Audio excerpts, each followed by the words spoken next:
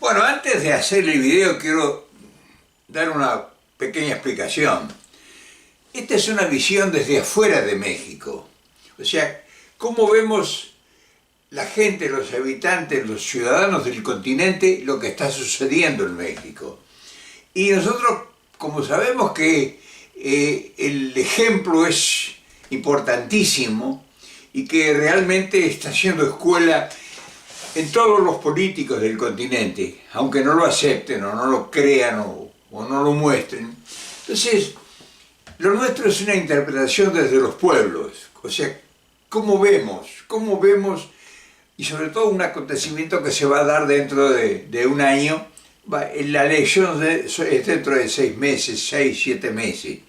Una elección, ya viene un cambio presidencial de un gobierno exitoso, un gobierno que ha llegado para transformar un país y que realmente pues ha producido toda clase de situaciones que todavía incluso dentro del propio sistema pues no lo acaban de completar, de asumir. Ahora bien, ¿cómo vemos nosotros lo que sucedió, lo que sucede y lo que hipotéticamente va a suceder para la continuidad de un gobierno constitucional?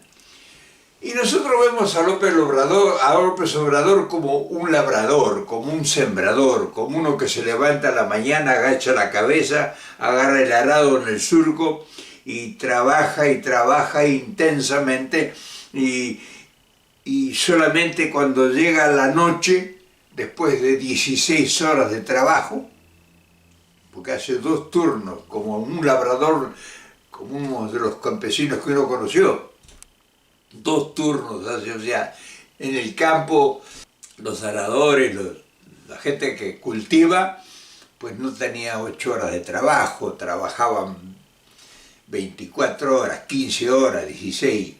Bueno, ese es López Obrador, un labrador. Ahora bien, viene el recambio. ¿Quién recambia? O sea, ¿quién es la hipótesis más firme para tomar el relevo? Una científica, una persona del laboratorio, del análisis, una persona de la educación, de la ciencia. Totalmente una tarea distinta. Entonces, puede suceder una sorpresa en México. O sea, puede suceder una sorpresa porque la gente se ha acostumbrado a ver un hombre que se levanta a las 4 de la mañana y que empieza la reunión de gabinete de seguridad que se ocupa de todas las problemáticas de la seguridad del país, en todo orden, con una organización perfecta, los servicios de inteligencia, en fin, todo eso. Y después enfrenta a la prensa, al periodismo, durante 1 hora o 2 horas, durante generalmente 2 horas que se llaman la mañanera, que es el timing del país. O sea, él gobierna desde la tribuna, él enfrenta toda la adversidad y dice, y es el derecho a réplica que se ha asignado frente al ataque perverso de toda la prensa organizada, la prensa, los medios de comunicación masiva, que no están para nada de acuerdo con él, con su gobierno, porque representan los intereses de la extrema derecha del país. O sea, son los representantes de la extrema derecha de la oligarquía que gobernó por 70, 80 años el país con una mano férrea y una dictadura de la democracia. Hubo un partido que estuvo 70 y tantos años en el poder. Entonces, esas 2 disyuntivas en este gran cambio se va a dar en el próximo año.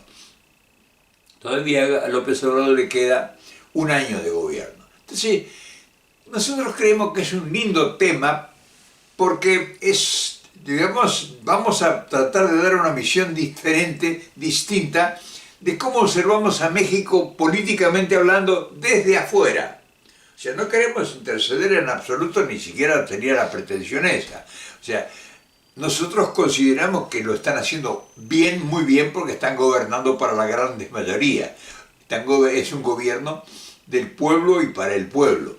Y que está enfrentando todas las adversidades naturales de un gobierno popular, de un gobierno, como le llaman ahora, populista, o sea, un gobierno del pueblo. Ahora bien, ¿hay antecedentes en México de eso? Sí, hubo un antecedente que gobernó Lázaro Cárdenas, que fue un gobierno del pueblo, un gobierno más o menos acorde, parecido a esto, pero López Obrador le ha dado una dinámica, una impronta, porque él es un experto en los medios de relaciones comunicacionales. O sea, es un hombre, es un profesional de las relaciones humanas. Entonces le ha dado a la fuerza política un contenido informativo que no se conocía en México. Una cosa como no se conoce en ninguno de los países de Latinoamérica. Ahora bien, ese cambio de esa dinámica de un hombre que es un labrador que no descansa, ni los fines de semana. En los fines de semana recorre las obras, las grandes obras. Hay más de 10 obras de infraestructura gigantescas, refinerías, el Tren Maya, una extensión en el sureste mexicano, en el sur de México, que une todo a lo que fueron la civilización maya, 1500 kilómetros. Entonces está apareciendo el descubrimiento de toda una cultura que floreció en Mesoamérica y que la mayor parte de nosotros no conocíamos, ¿no? O no conocemos. Una gran cultura comparable a las mejores culturas de Asia y de Europa. Entonces, toda esa gran transformación, además se ha construido 2 refinerías, una completamente y otra están terminándola, que es una refinería en Tula para convertir el gasoil vendría a ser, sí, en gasolina, y otras. Entre las infraestructuras está una obra gigantesca que es el tren interoceánico que une el Pacífico con el Atlántico. O sea, va a reemplazar el saturado Canal de Panamá en gran escala y están desarrollando los 2 puertos en el Pacífico, en el puerto Salina Cruz en el Pacífico y el puerto de Coatzacoalcos en el Caribe. Una extensión, una ampliación que es como hacer un nuevo puerto en cada lado. Simultáneamente a ese puerto, extensión ferroviaria y parques industriales en el trayecto, que va a conectar con las industrias que vienen y se van a instalar ahí, aprovechando la transformación que está operando en Asia y que ha encarecido tanto la producción y que posiblemente en México se utilice mucho espacio, mucho tiempo, mucha mano de obra más económica que sería la europea o la norteamericana. Entonces hay grandes parques industriales que se están instalando. O sea, un gran movimiento en el sureste, desarrollos en todo índole, ha establecido una acción social que cubre las necesidades de la niñez, desde el preescolar hasta el universitario, donde el gobierno le otorga becas a todos los estudiantes, creando cantidad de universidades, escuelas, en fin, un desarrollo descomunal que ha sorprendido a propios y a extraños.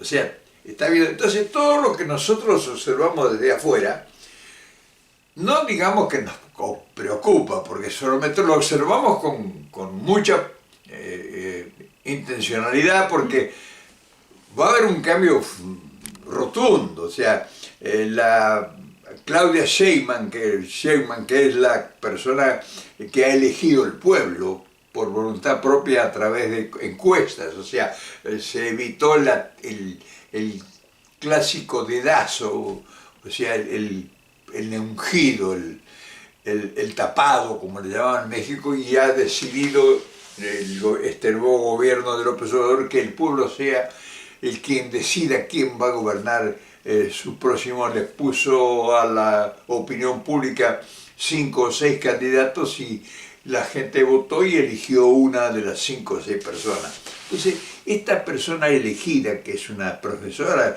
brillante por toda su trayectoria, es una persona de un gran extraordinario, y grandes conocimientos y es una persona con mucha preparación académica, pero no es un labrador, no es una persona, es una persona de oficina, es una persona de laboratorio.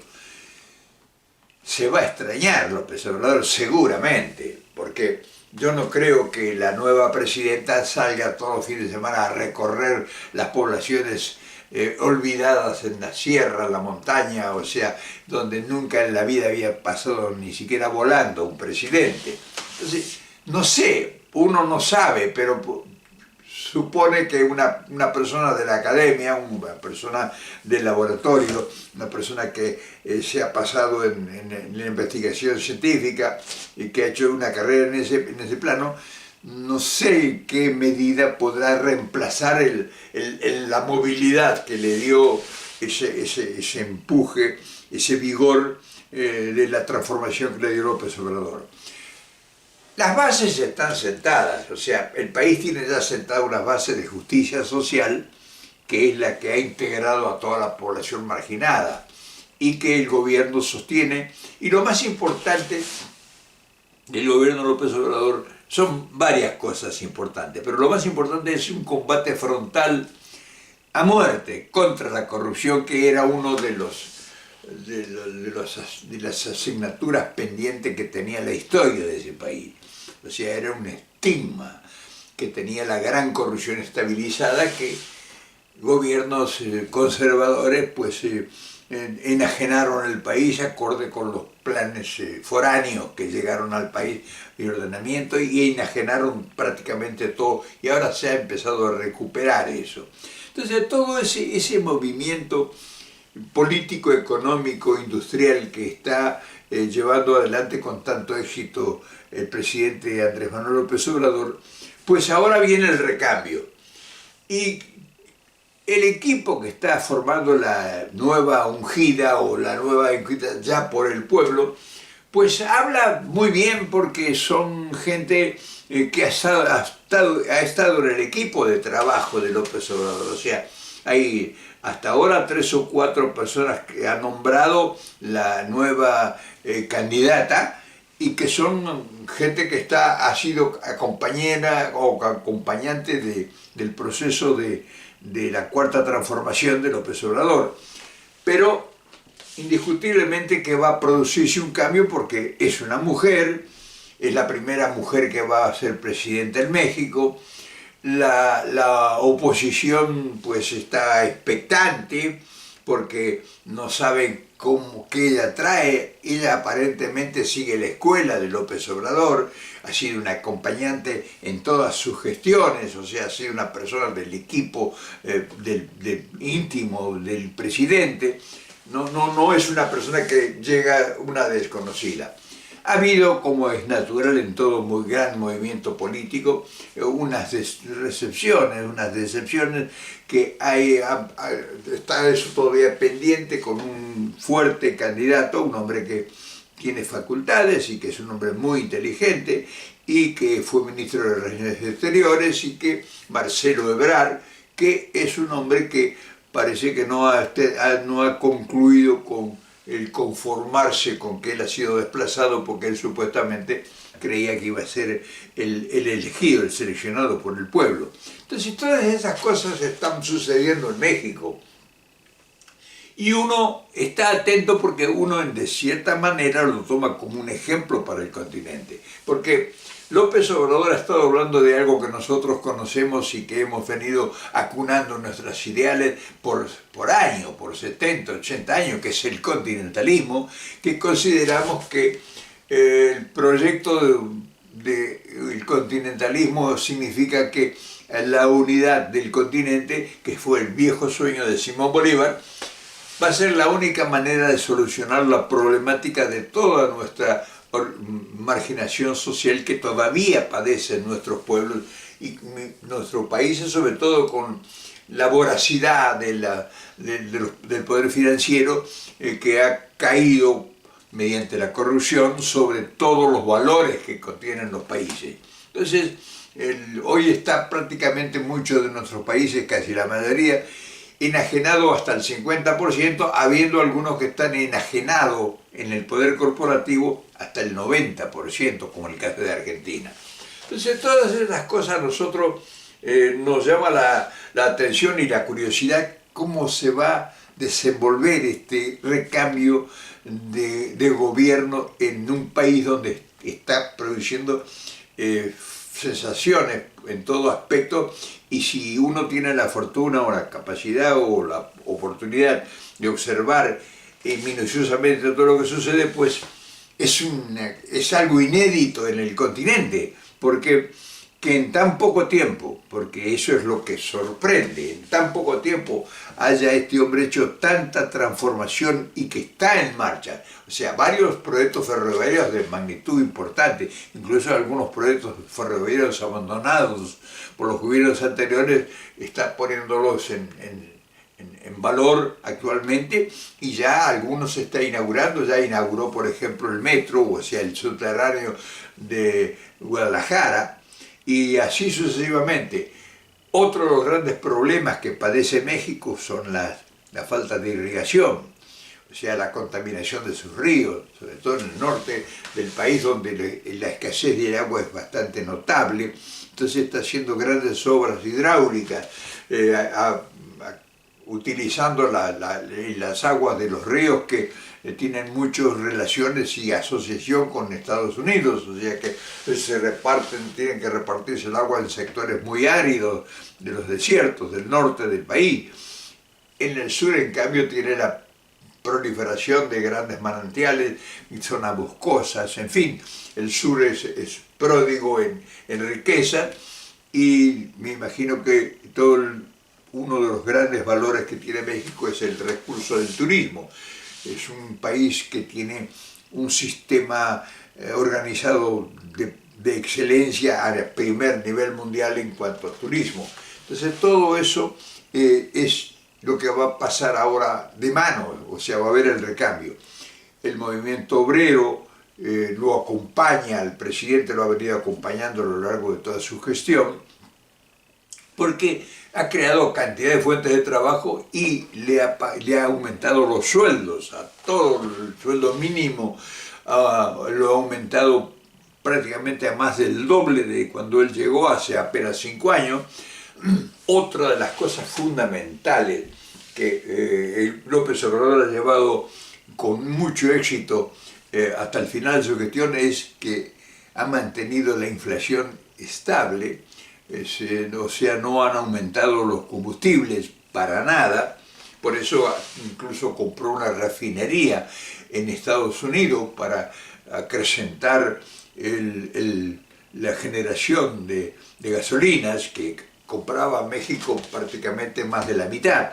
O sea, eso ha conducido a que controle el precio de todos los combustibles, y eso, por supuesto, ha mantenido el equilibrio que no ha producido inflación. Y no producir inflación en estos tiempos, pues es un milagro. Incluso, además, hay una cosa fundamental.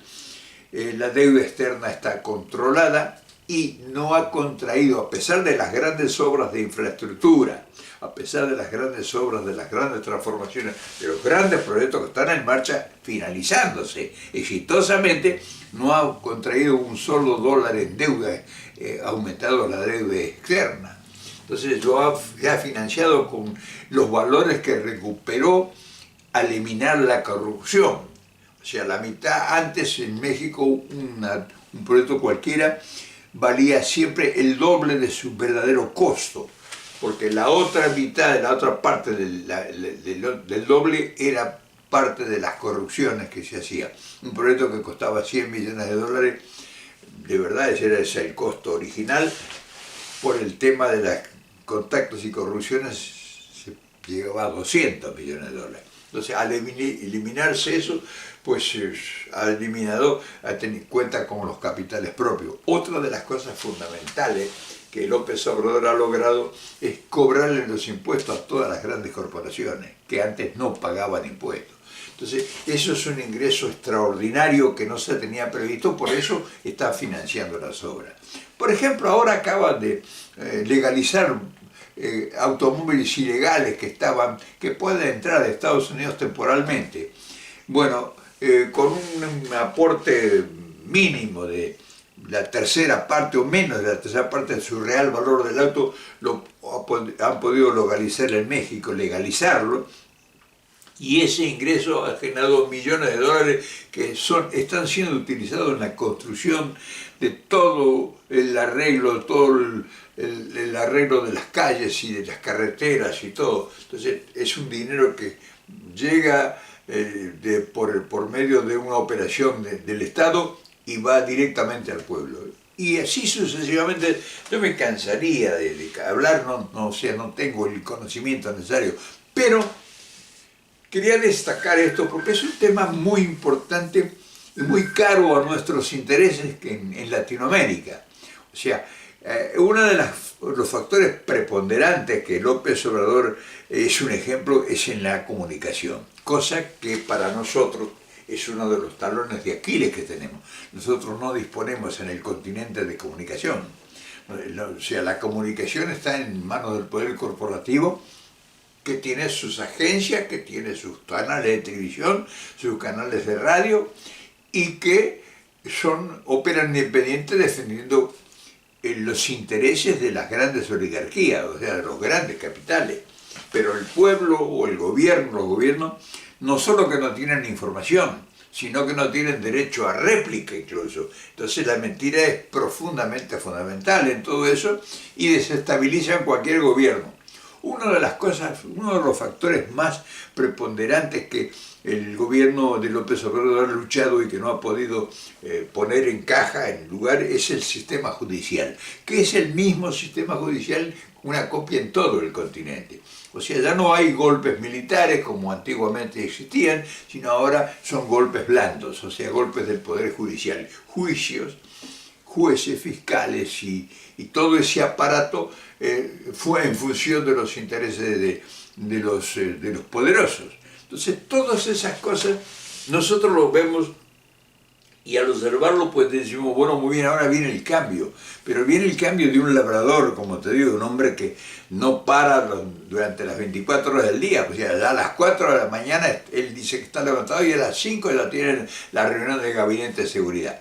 Y termina a la noche, o sea que en la tarde está atendiendo en Palacio Nacional y todos los fines de semana visita provincias, recorre las obras, en fin, es incansable ese hombre a la edad que tiene y con un equipo de excelencia que lo acompaña. Yo quería conversar con esto porque ahora llega una mujer al gobierno de México, cosa que hasta hace pocos años era impensable que una mujer llegara al poder en México, un país que en cierta medida pues a la mujer se la tenía relegada en bastante medida.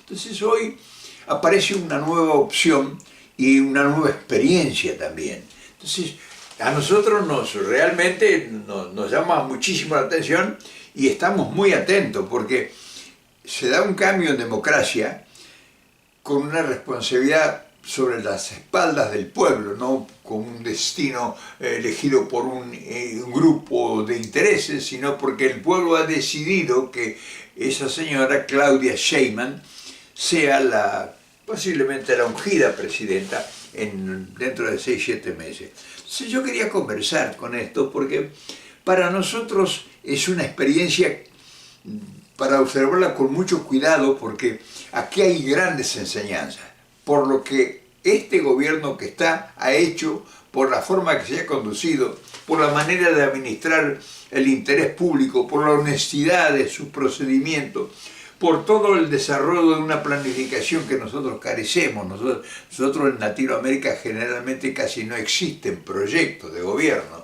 sino son imposiciones que están ligadas o sometidas a los intereses del poder financiero internacional que exigen pago de sus deudas y no hay proyectos posibles de desarrollo, excepto que las corporaciones desarrollen un proyecto donde tienen la exclusividad para la explotación. Todas estas cosas son importantes y desde el pueblo pues tenemos muy pocos comentarios, o sea, habrá comentarios, pero son siempre comentarios interesados. Nosotros que constituimos una red que estamos iniciando en los primeros pasos para que sea una red realmente de trascendencia continental, que es la información libre, independiente. Estamos tratando de ahora de organizarnos y caminar los primeros pasos hacia una conjunción continental. Pero eso es un proyecto. Lo que nosotros queríamos hablar hoy, o lo que yo personalmente quería hablar hoy con ustedes, era el fenómeno que se va a dar ahora en el recambio presidencial en México.